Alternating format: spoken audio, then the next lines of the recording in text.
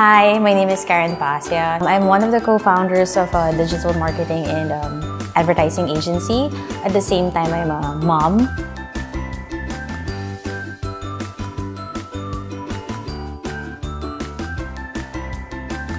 I've been a Montessori advocate ever since Cara was born. There's so much information out there and no one really knows what Montessori is. And there's a confusion. For example, some would think that it's centered on play when it's not. Montessori is a child-led or child-centered form of education, and it believes in naturally honing or going for the interest of the child rather than a person or an outsider dictating what they should learn. So you follow the child. That's one of the key tenets of Montessori. The main difference with traditional is that there's no curriculum that is applicable to all children. So there's no math, language, science, there's nothing like that. So it's called cosmic education. So from one simple activity, they can learn several things, but one concept at a time. So it's not overwhelming to the child.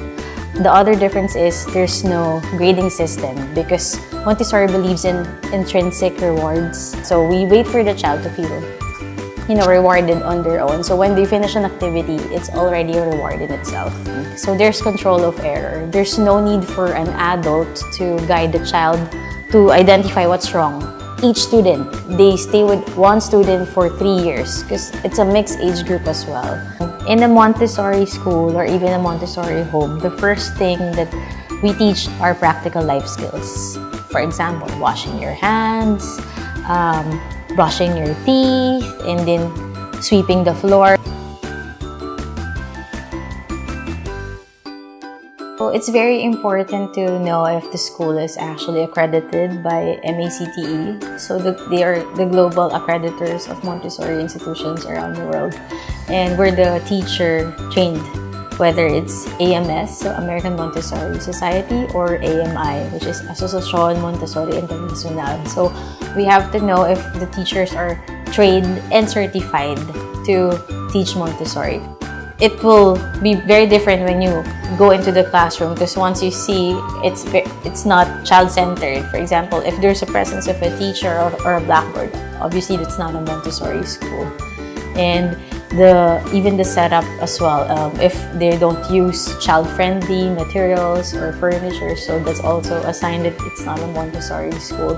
And the age group, so it's not a peer group that you were part of, it's a mixed age group, so it's usually 3-year difference in terms of the youngest and the oldest child in the classroom.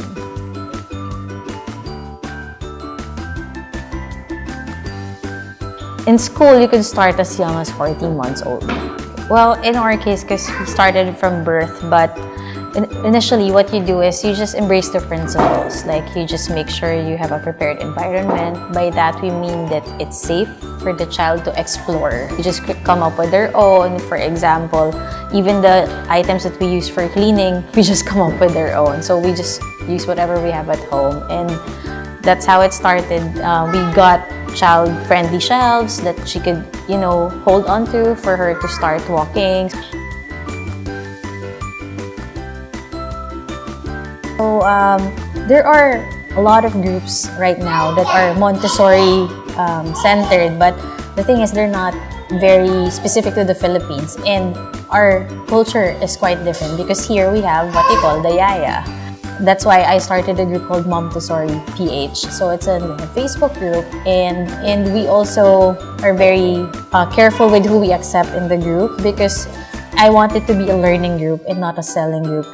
There's a lot of people in the group who are also trained Montessorians, and they've been teaching here and abroad, and they're very generous with their knowledge. So it became really a super community. I would highly recommend that they don't Google. The books I would recommend is The Absorbent Mind and The Montessori Method. In our Montessori group, I share the links to all of these books where they could start learning about the philosophy.